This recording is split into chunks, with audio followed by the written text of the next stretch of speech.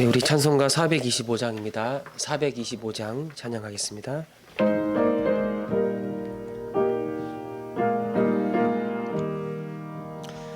주님의 뜻을 이루소서. 고요한 중에 기다리니 진흙과 같은 날 빚으소. 주님의 영상 만드소서. 주님의 뜻을 이루소서. 주님 발 앞에 엎드리니 나의 맘속을 살피시사 눈보다 희게 하옵소서. 주님의 뜻을 이루소서. 병들어 몸이 피곤할 때 권능의 손을 내게 펴서 강건케 하여 주옵소서. 주님의 뜻을 이루소서. 온전히 나를 주장하사 주님과 함께 동행함을 만민이 알게 하옵소서. 아멘.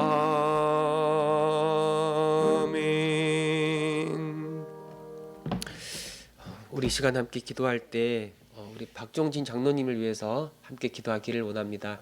우리 장로님 어제 한쪽 눈을 백내장 수술을 받았고 또 일주일 뒤에는 이 반대쪽 눈을 수술을 받는데 이제 보니까 전에 검사를 받아 보니까 그 환반 변성이 이 눈에 발생했다고 하더라고요. 그래서 근데 그게 계속 진전이 되면 실명에 이를 수 있는데 참 감사하게도 이 진전되지 않고 딱 멈춰 있어가지고 이제 백내장 수술만 받으면 다시 눈이 더 밝아진다라고 그렇게 이야기를 들었습니다. 이 모든 과정을 통해서 우리 장로님 더 건강해지게 하시고 또 그 눈이 밝아지게 하셔서 하나님의 영광을 위하여 더 귀하게 쓰임 받고 하나님을 기쁘게 하는 주의 아름다운 종이 되게 하옵소서. 우리 박종진 장로님을 위해서 여러분 한번 기도해 주시고, 그리고 여러분 이하경 집사님이 하나님의 부르심을 받았습니다. 우리 권사님과 그리고 우리 이준규 집사님, 이훈주 집사님 그 가정을 주께서 위로해 주시고 이 모든 남아있는 장녀 가운데 하나님의 은혜가 넘치는 그런 복된 시간들이 되게 해달라고 우리 이하경 집사님을 기억하면서 그 모든 가족을 기억하면서 이 장례 절차를 생각하면서 함께 기도하겠습니다. 하나님 아버지, 우리 박종진 장로님 기름 부어 세우셔서 주의 몸된 교회를 위하여 주의 나라를 위하여 귀하게 쓰임받게 하시니 감사합니다. 어제 한쪽 눈 수술 받았고 이제 다음 주에 또 다른 한쪽 눈 수술 받습니다. 황반 변성이 발생해서 큰 어려움을 겪었고 자칫 시력을 잃을 수도 있었던 앞을 보지 못할 수도 있었던 큰 어려움이 있었지만 하나님께서 은혜로 붙잡아 주셔서 다시 회복될 수 있는 길을 열어주셨습니다. 더 잘 관리하게 하시고 이전보다 더 강건해지고 더 앞을 선명하게 보게 하여 주셔서 주의 영광을 위하여 주의 나라를 위하여 더 귀하게 달려가며 쓰임받을 수 있는 주의 사랑하는 아들이 되게 하여 주옵소서. 하나님의 기쁨이 넘치기를 원합니다. 주의 평강이 넘치기를 원합니다. 우리 이하경 집사님 하나님이 부르셨습니다. 주께서 영광을 받아주실 줄을 믿습니다. 그 가정을 주께서 위로하여 주시고 우리 권사님과 우리 이준규 집사, 우리 이윤주 집사님에게 하나님의 위로가 넘치게 하여 주셔서 이 장례 절차를 통해서 하나님의 은혜를 더 풍성히 경험할 수 있는 복된 시간이 되게 하여 주옵소서. 저들을 위로하여 주시고 또 모든 성도님들에게도 하나님의 위로가 넘치게 하여 주옵소서. 하나님 아버지, 우리 박종진 장로님 더 건강해지기를 원합니다. 양쪽 다 수술을 받습니다. 이전에 아주 심각한 실명의 위기까지 갔었지만 하나님께서 은혜로 붙잡으셔서 회복될 수 있는 길을 열어주심에 감사를 드립니다. 더 강건해지게 하시고 더 눈이 밝아지게 하셔서 날마다 주의 영광을 보며 주의 영광을 위하여, 주의 기쁨을 위하여, 주의 나라를 위하여 귀하게 쓰임 받을 수 있는 우리 장로님이 되게 하여 주옵소서. 우리 이하경 집사님 하나님이 부르셨습니다. 하나님, 그 남아있는 유가족들 기억해 주시고 모든 장례 절차 가운데 하나님의 위로가 넘치며 하나님의 은혜가 넘치는 복된 장례 절차가 될 수 있도록 주님께서 역사하여 주옵소서. 함께 하실 것을 믿습니다. 감사드리며 우리 주 예수 그리스도의 이름으로 기도합니다. 아멘. 말씀 보겠습니다. 말라기 2장입니다.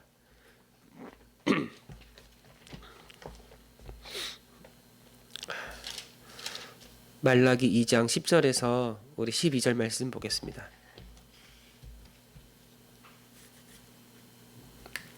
우리 함께 읽겠습니다. 말라기 2장 10절에서 12절 말씀. 우리는 한 아버지를 가지지 아니하였느냐? 한 하나님께서 지으신 바가 아니냐? 어찌하여 우리 각 사람이 자기 형제에게 거짓을 행하여 우리 조상들의 언약을 욕되게 하느냐?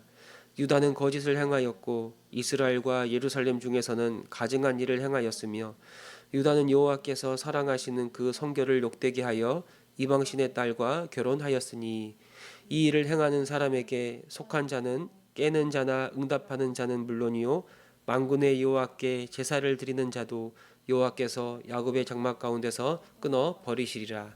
아멘. 이 제사장들의 입술에는 지식이 있어야 합니다. 그 지식은 거룩한 지식, 바로 하나님의 율법을 가리키는 말씀이죠. 사람들은 이 제사장의 입을 통해서 이 거룩하신 하나님의 지식, 하나님의 율법을 구해야 했던 거예요. 그러나 이 제사장들은 옳은 길을 가는 것, 하나님의 지식을 따라 거룩하게 살아가는 그 길을 떠났고 결국 그들을 바라보는 많은 백성들을 하나님의 율법으로부터 떠나게 그렇게 만들고 말았어요. 여러분, 율법은 거룩하다고 말씀을 드렸습니다. 거룩하신 하나님이 주신 율법이기 때문에 율법은 그 자체가 거룩한 법이에요. 그리고 하나님은 이 율법을 통해서 하나님이 어떠한 분이신지를 사람들에게 보여주셨어요. 이걸 하나님의 계시라고 말합니다. 그래서 율법을 통해 하나님을 알게 되고, 그리고 하나님을 아는 사람은 이제 하나님 앞에서 어떤 삶을 살아갈지도 알게 되는 거예요. 이런 의미에서 이 율법은 사람들을 하나님께로 인도하는 하나님의 법이고 또 사람들을 하나님 앞에서 거룩하게 살아가는 하나님의 법이다라고, 이런 의미에서 복의 길, 아주 생명의 통로라고 말할 수가 있습니다. 그런데 이 율법을 지키지도 않고 이 율법을 전하지도 않고 이 율법을 배우지도 않는다면 결국엔 하나님의 영광이 그들을 떠날 수밖에 없고 결국엔 온 세상에 멸시와 천대를 받게 될 것이다 라고 하나님이 경고하고 있는 겁니다. 오늘 본문에 보니까 이스라엘 전체 모든 사람들은 한 하나님, 한 아버지를 섬기는 믿음의 공동체다라고 말하고 있어요. 하나님이 우리의 창조자가 되시고 하나님이 우리의 아버지가 되신다는 말, 이 믿음의 고백을 하는 사람들이 이스라엘 사람들인 거예요. 하나님이 우리의 창조자시다. 하나님이 우리의 아버지가 되신다. 그러니까 모든 이스라엘 사람들이 한 아버지를 섬기는 하나님의 한 가족이고 내 형제고 내 자매고 하나님 때문에 서로 다 연결된 한 몸 된 지체들이다라고 말하고 있는 거예요. 그런데 10절에 보니까 형제에게 거짓을 행하고 있는 거예요. 또 11절에 보니까 또 거짓을 행하고 가증한 일을 행하였고, 그 다음에 11절 하반절에 보니까 그 성결을, 여호와께서 사랑하시는 그 성결을 욕되게 했다라고 나온 거예요. 이 거짓을 행한다라는 말, 이게 어떤 의미를 가지고 있는가? 하나님께 서약하고 하나님께 맹세했던 걸 지키지 않는다고 말하는 거예요. 이를 지키지 않는 게 하나님 앞에 아주 가증스러운 일이 되는 거예요.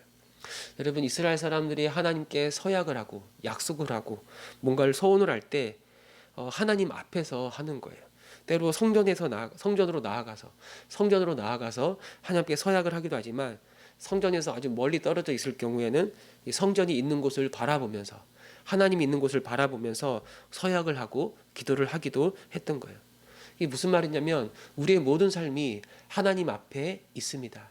하나님 앞에 우리가 살아가고 있습니다. 고백하는 것이고, 하나님 앞에 서약하며 그리고 살아가는 삶이기 때문에 이건 반드시 지키고 순종해야 된다라는 것도 우리가 고백하고 있는 거예요. 하나님은 거룩하시죠. 이 성소에 계시다라는 말은 하나님은 거룩한 분이시고 그 성소, 그 성전의 영광으로 충만한 분이 우리 하나님이에요. 그분은 우리의 창조자가 되시고 그분은 우리의 주님이 되시고 그분은 우리의 아버지가 되는 거예요. 그 크고 그 위대하신 하나님 앞에서 그래서 우리가 하나님 그렇게 서약했던 것이라면 마땅히 이걸 아주 무겁게 생각하고 이걸 마음을 다해 지켜야 하는 거예요. 근데 혹시 지키지 않고 하나님께 맹세하고 하나님께 서약했던 것들을 순종하지 않는다면 이건 그 불순종한 순간만큼이라도 최소한 하나님 앞에 서약했던 것들을 지키지 않는 것만큼이라도 우리는 스스로 하나님을 가볍게 여기고 하나님을 업신여기고 하나님을 무시하고 있다고 보는 거죠. 이걸 바라보면서 하나님이 어떻게 여기시냐면 아주 가증스러워하신다라고 말씀하신 거예요. 하나님이 역겨워하시는 거예요. 하나님이 이를 받아줄 수가 없는 거예요. 뒷부분에 12절에 나오지만 만군의 여호와께 제사를 드리는 자도 하나님이 이스라엘 백성들이 하나님께 여전히 제사를 드리지만 하나님이 이 사람들의 제사를 받지 않으시는 거예요. 이걸 먹을 수가 없는 거죠. 이걸 토해내는 거예요. 아주 역겨워하신다라고 말씀하는 거예요. 그러면 이스라엘 백성들이 행했던 이런 거짓된 삶은 구체적으로 무엇인가? 바로 이방 신의 딸과 결혼하는 일이었어요. 11절 하반절에 보니까 이방 신의 딸과 결혼하였으니 이스라엘은 오직 여호와 하나님만 섬기는 사람들이에요. 만방의 모든 신은 헛된 우상이고 오직 여호와 하나님만이 창조자이시고 우리의 주님이라고 고백하는 거예요. 이 고백으로부터 모든 게 다 흘러나오는 거예요. 단순한 고백이지만 이 믿음의 고백으로부터 그들의 일상의 모든 삶이 다 드러나는 겁니다. 그런데 이스라엘 사람들 중에 이방인들과 결혼하는 사람들이 있었던 거예요. 여러분, 결혼은 무엇입니까? 서로 분리되어 살아가는 사람들이 한 몸으로 살아가는 게 결혼이죠. 그냥 같이 사는 게 결혼이 아니죠. 결혼은 모든 걸 함께 공유하고 공동의 가치와 공동의 비전과 공동의 뜻을 향해 함께 나아가는 거예요. 무엇이 우리에게 가장 중요한지를 함께 공유하고 거기에 우리가 서로 동의하면서 한 마음으로 살아가는 게 결혼이에요. 그 몸과 단지 몸만 연결되는 게 아니라 그 마음과 그 영혼도 함께 연결되어 함께 살아가는 게 그게 결혼이에요. 그러면 이 결혼의 중심에 뭐가 있냐면 그 믿음과 신앙이 있는 겁니다. 그런데 이방 여인은 어떻습니까? 이방 여인들은 이방 신을 자기 아버지로 믿고 살아가는 거예요. 하나님이 아닌 우상을 섬기는 사람들이에요. 근데 그 사람들을 이방 여인을 자기 아내로 맞이하겠다는 말은 그녀가 믿는 신도 내가 받아들이고 내가 공유하면서 살아가겠다는 거예요. 그녀가 가장 중요하게 여기는 인생의 의미와 가치도 내가 함께 품고 나도 거기에 마음을 쏟고 살아가겠다라고 말하는 거예요. 이건 이스라엘 백성들 안에서 도저히 일어날 수 없는 일인 거예요. 율법의 가장 첫 번째 계명, 너는 나 이외에 다른 신을 내게 두지 말지니라. 모든 율법 중에서 가장 먼저 나오는 율법, 그래서 이걸 율법 중에 율법이라고 말하는데 오직 하나님만을 사랑하고 오직 하나님만을 믿고 오직 하나님만을 예배하고 오직 하나님만을 섬기는 게 우리에게 가장 중요한 율법인데 이방 신을 따르는 여인과 내가 결혼한다? 이 말은 이 첫 번째 계명, 제1계명을 어길 뿐만 아니라 결국 모든 다른 계명이 첫 번째 계명으로부터 흘러나오는 것인데 결국 모든 계명을 어기는 것과 같다고 말하는 거예요. 왜 이 사람들은 이렇게 이방 여인들과 결혼했는가?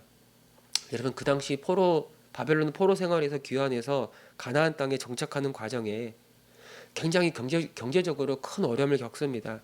모든 삶의 기반이 무너진 상태였기 때문에 이걸 다시 복구하여 살아나는 삶이 아주 만만치가 않았어요. 근데 그 가나안 인근에 이 사마리아 사람들을 비롯한 여러 이방 사람들은 이미 터를 잡고 아주 경제적으로 잘 살고 있었거든요. 부족함이 없었던 거예요. 결국 그 사람들과 함께 만나고 그들과 교제하면서 그들의 딸을 아내로 취하는 거예요. 아주 편안하고 안락한 삶을 위해 그 당시 많은 사람들이 결국 타협하고 어떤 물질적인 이득을 얻기 위해서 그 이방 여인을 자기 아내로 맞이하게 된 거예요. 이걸 보면서 하나님이 또 뭐라고 말씀하시냐면 하나님이 사랑하는 그 성결을 욕되게 했다라고 말하는 거예요. 이 성결이라는 단어가 다른 번역으로는 성소라고도 이야기를 합니다. 거룩한 것이죠. 하나님이 성소를 거룩하게 하셨다. 하나님이 거하시는 집이신데 하나님의 거룩을 욕되게 하는 거예요. 다르게 이야기하면 이스라엘 사람들이 하나님의 성소를 바라보면서 하나님께 서약하고 맹세하고 하나님의 말씀을 따라 거룩하게 살아가겠습니다. 그렇게 고백했는데 이게 믿음인데 이 성소를 더럽혔다는 말은 그 서약을 어기고 하나님의 계명을 어기고 그 불순종의 길을 걸어감으로 하나님의 그 거룩한 이름을 더럽혔다라고 말하고 있는 겁니다. 12절 보니까 결국 이런 일을 행하는 사람에게 속하는 사람이나 그 일에 가담하는 사람이나 뭐 또 깨는 자는 이렇게 이방 여인과 함께 결혼하는 것을 괜찮다라고 말하고 선동하는 사람들, 뭐 그런 그 정도는 뭐 괜찮지, 우리가 먹고 살기 힘든데 하나님도 이해할 수 있을 거야라고 적당히 살아가도록 은근히 부추기는 사람들, 거기에 응답하는 사람들, 그렇게 살아가도 괜찮구나 응답하는 사람들, 그들을 따라가는 사람들, 그들이 설령 하나님께 나아가 제사를 드린다 하더라도, 예배를 드린다 하더라도 하나님이 그 제사를 받지 않으시고 이스라엘 중에서 끊어버릴 것이라고 그렇게 말씀하고 있는 겁니다. 왜 이방 여인을 아내로 맞이하는가? 왜 이방 신을 믿는 사람들을 따라가는가? 하나님을 믿지 않아도 그들이 잘 살고 있기 때문에 그런 거예요. 하나님을 믿지 않는 이방인들이 너무 잘 사는 겁니다. 오히려 믿음을 지키고 신앙을 지키고 제1계명을 철저히 지키며 살아가는 게 너무 고리타분하게 보이고 이 세상에서 아주 지쳐지게 보이고 또 물질적으로도 큰 어려움을 감수해야 하는 거예요. 아주 먹고 살기가 힘들어요. 하나님을 믿는다는 것, 여호와 신앙을 갖는다는 게 현실적으로 내가 얻는 것보다 잃는 게 더 많아요. 반대로 이방 여인과 결혼할 때, 그녀를 취할 때, 이방 사람들과 타협할 때 그들을 통해서 내가 얻게 되는 게 너무 많은 거예요. 그래서 타협하고 우상을 받아들이고 자기 정욕대로 그 길을 걸어가는 거죠. 여러분, 우리가 힘들고 어려울 때 믿음을 저버리는 사람들을 종종 보게 됩니다. 자기가 원하는 걸 얻어내기 위해서 믿음을 저버리는 사람들이죠. 그게 결혼이든 성공이든 그가 원하는 것을 얻어내기 위해서는 믿음을 포기하고 신앙을 포기하고 때론 타협하고, 사실 타협하는 것 자체가 믿음을 포기하는 거예요. 그래서 심지어는 교회를 떠나는 게 뭐 교회 다닐 필요 있겠어, 그냥 마음이 중요한데 어쩌다가 한 번씩 오면 되는 거고, 교회 생활하는 건 너무 불편하고 너무 귀찮고 나랑 잘 안 맞아, 내가 그렇게 살아가면 내가 이 세상에서 잃을 게 너무나 많아, 그래서 교회를 떠나는 게 옳다고 생각하는 사람들이 많은 거예요. 교회도 마찬가지입니다. 어떤 세속적인 가치관을 따라 결정하고 세상을 따라가면서 결국 아주 중요한 것들을 놓칠 때가 많아요. 겸손과 희생과 헌신과 낮아짐과 가난과 사랑, 그리고 이 모든 것들을 담아내는 하나님의 거룩, 이 거룩을 포기하고 세상을 따라가는 거예요. 그러나 하나님 믿는 사람들이 이 거룩을 포기하면 결국 우리의 신앙 전체, 우리의 모든 것, 우리의 생명을 다 포기하는 것과 같은 거예요. 왜 우리가 이걸 포기할까? 왜 우리가 이걸 그냥 내려놓을까? 하나님보다 이 세상이 더 커 보일 때, 우리의 신앙보다 이 세상의 번영과 이 세상의 물질과 믿음의 가치보다는 현실의 가치가 더 소중하게 다가올 때, 보이지 않는 하나님의 나라보다 아주 눈에 선명하게 보이는 이 세상의 나라가 더 좋아 보일 때, 그때 그 타협의 길을 걷게 되는 거예요.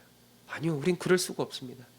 비록 현실적으로 지금 우리가 굉장히 초라하고 부족하고 가난하다 할지라도, 아니요, 하나님의 영광이 우리 안에 함께 하는데, 그 영광이 우리 가운데 함께하고 주님이 우리 눈에 보이는데 어떻게 우리가 타협하며 적당히 살아가며 이 세상의 이 정욕을 향하여 나아갈 수가 있겠는가? 그럴 수가 없는 겁니다. 하나님, 우리에게 이 믿음의 눈을 열어주시기를 원합니다. 우리의 믿음의 눈을 뜨게 하셔서 비록 우리의 현실이 힘들고 어려운 여건이지만 아니요. 그럼에도 불구하고 우리 인생을 지탱하시고 우리를 선한 길로 인도하시는 하나님, 그 영광의 주님을 보게 하여 주셔서 끝까지 거룩의 길을 걸어가고 주님을 기쁘게 하는 자가 되게 하여 주옵소서. 오늘 아침 이 말씀이 저와 여러분 우리의 기도가 되기를 바랍니다. 아멘.